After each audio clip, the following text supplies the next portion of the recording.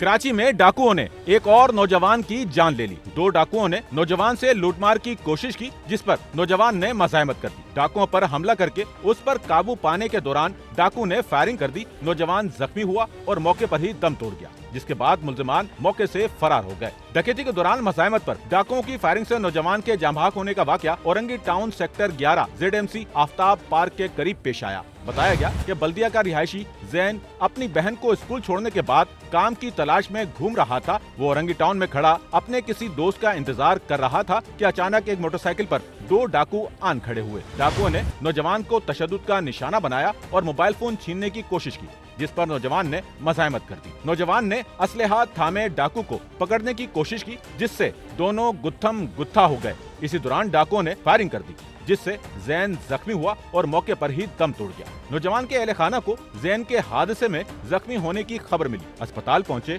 तो नौजवान की लाश पड़ी थी। डिग्री कॉलेज है, वहाँ पे वहाँ छोड़ने बस ये गया है। उसके बाद मैं अपना कहा चलो मैं वर्दी पहन के ड्यूटी पे तैयार होता हूँ। मैं फिर वर्दी पहनी है तो मैं थोड़ा आगे गया हूँ तो एकदम फ़ोन आ रहा है कि भाई यहाँ पे ये बंदा जो है ना ज़ख्मी हो गया, एक्सीडेंट हुआ है, तो लिहाजा आप फौरी यहाँ पहुँचे। मैं फिर वापस हुआ हूँ। वापस होके फिर मुझे पता लगा 5 नंबर मेरा बल्दिया वाला है। मैं ये समझा, पर फिर दोबारा बुलाया कि रंगी टाउन, तो 5 नंबर वहाँ आ गया।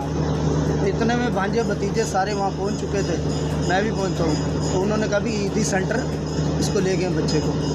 बस आगे मामला पता नहीं लगे क्या हुआ क्या नहीं। गोली लगी है मालूम, यहाँ लगा, एक्सपायर हो गया। डकैती मज़ाहमत पर कत्ल होने वाला नौजवान जैन 2 भाइयों और 3 बहनों में तीसरे नंबर पर था।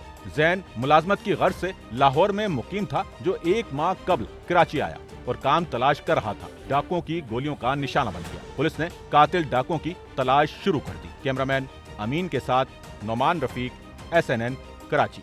सच्चल न्यूज़ नेटवर्क की वीडियोस में खुशामदीद। नाजरीन, वीडियो से मुतालिक अपनी कीमती राय का इजहार कमेंट बॉक्स में ज़रूर करें और चैनल को सब्सक्राइब करें।